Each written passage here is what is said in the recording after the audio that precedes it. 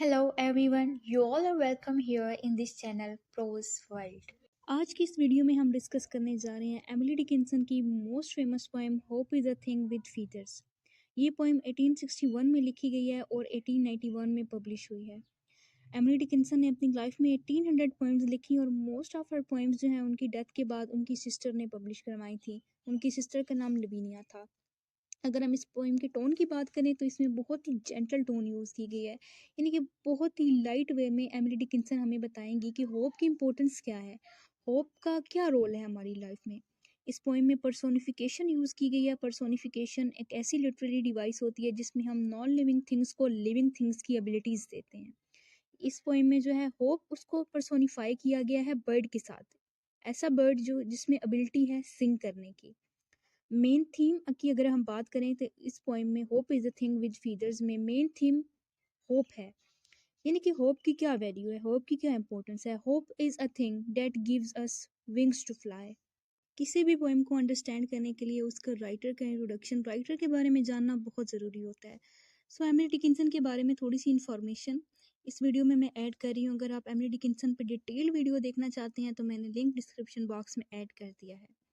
Emily Dickinson American poet थी। 1830 में birth हुई इनकी, 1886 में इनकी डेथ हो गई। ज़्यादातर लाइफ उन्होंने आइसोलेशन में गुजारी, यानी कि वो लोगों से इतना मिलना जुलना पसंद नहीं करती थी और वो लोगों से एज अ पर्सन मिलना पसंद नहीं करती थी, बल्कि वो ज़्यादातर कम्युनिकेशन जो है वो लेटर्स तक रखती थी। एमिली डिकिंसन एक ऐसी पोइट हैं जो कि अपनी लाइफ में, जो कि अपनी पोइट्री में जो है वो डेथ को सेलिब्रेट करती हैं, यानी कि she was fascinated by death. उन्होंने अपनी लाइफ में इतनी डेथ्स देखी, अपने नियर वंस की, अपने क्लोज रिलेटिव्स, क्लोज फ्रेंड्स की, कि लाइफ में एक ऐसा टाइम आया कि वो डेथ को सेलिब्रेट करने लगी। मेन थीम्स भी उनकी पोइम में हमें डेथ, नेचर एंड लव, ये जो हैं ये मेन थीम्स हैं उनकी पोइम के। फेमस पोइम्स उनकी because I could not stop for death, I heard a fly buzz when I died, hope is a thing with feathers. और यही poem hope is a thing with feathers आज हम discuss करने जा रहे हैं। So dear viewers, इस poem को स्टार्ट करने से पहले आपसे एक छोटी सी रिक्वेस्ट है, काइंडली प्लीज़ चैनल को सब्सक्राइब करना मत भूलें, क्योंकि अगर आप चैनल को सपोर्ट करेंगे तो आपको इस तरह की मज़ीद वीडियोज़, मज़ीद लेक्चर देखने को मिलेंगे। सो स्टार्ट करते हैं आज की अपनी poem, hope is a thing with feathers. इस पोइम में जो है होप उसको पर्सोनिफाई किया गया है एक बर्ड की तरह, ठीक है। Hope is a thing with feathers. Hope एक ऐसी चीज़ है, होप एक ऐसा ऑब्जेक्ट है या ऐसी एंटिटी है जिसके पर होते हैं, ठीक है। Hope is associated with bird feathers.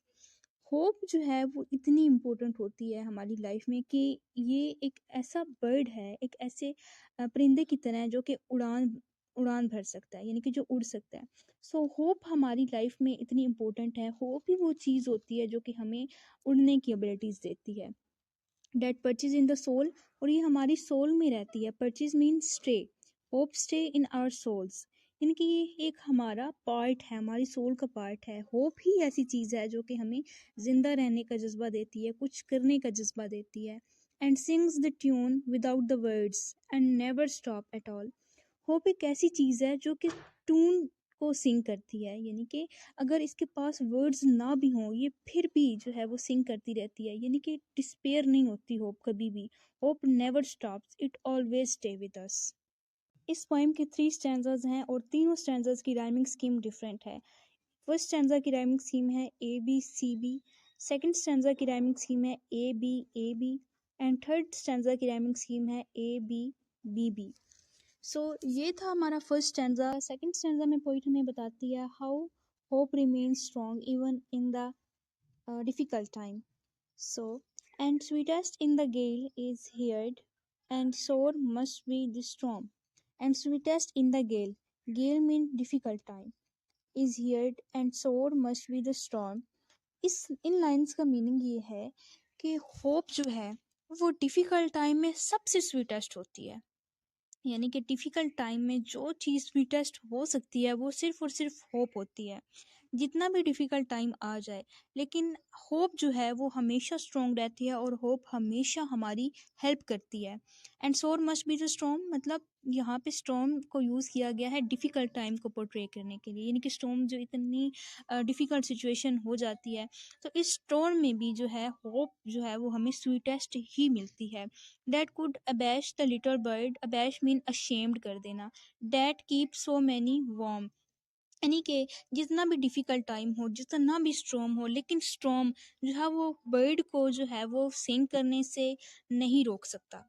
ٹھیک ہے، یعنی کہ ہوپ کو پرسونیفائی کیا گیا نا برڈ کے ساتھ. تو اس کا مین یہ ہے کہ جتنا بھی ڈیفیکلٹ ٹائم آ جائے، یعنی کہ جتنا بھی اسٹورم آ جائے، وہ اسٹورم جو ہے وہ لٹل برڈ کو نہ سنگ کرنے سے روک سکتا ہے اور نہ فلائی کرنے سے. یعنی کہ جتنا بھی مشکل ٹائم آ جائے وہ برڈ کو جو ہے وہ اشیمڈ نہیں کر سکتا. Date kept so many alive, یہاں پہ ہوپ کی بات ہو رہی ہے. Date kept so many alive, یعنی کہ یہ ہوپ ہی ہے جو کہ لوگوں کو زندہ رکھتی ہے. جتنا بھی ڈیفیکلٹ ٹائم آ جائے، the only thing which help us is hope. Main message us poem کا یہ ہے، ایملی ڈکنسن یہ میسیج کنوے کرتی ہیں کہ hope is the strongest thing in the most difficult time and it can't stop us. Hope is the only thing that gives us life.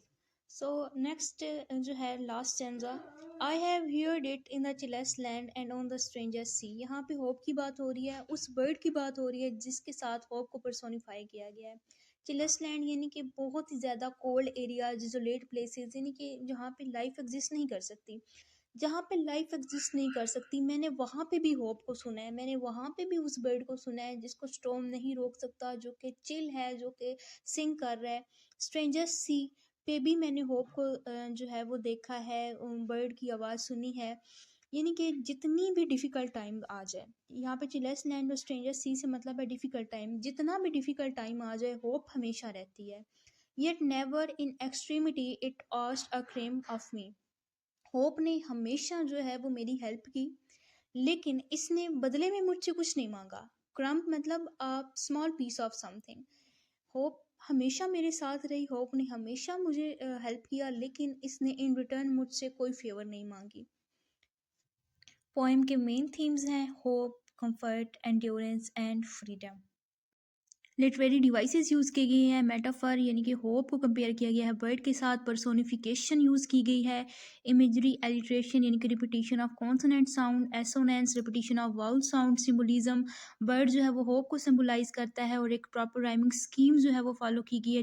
So viewers, یہ تھی آج کی ہماری ویڈیو کو لائک کریں، دوستوں کے ساتھ شیئر کریں and please don't forget to subscribe this channel کو سپورٹ کریں اور اس طرح کی مزید ویڈیوز دیکھتے رہیں.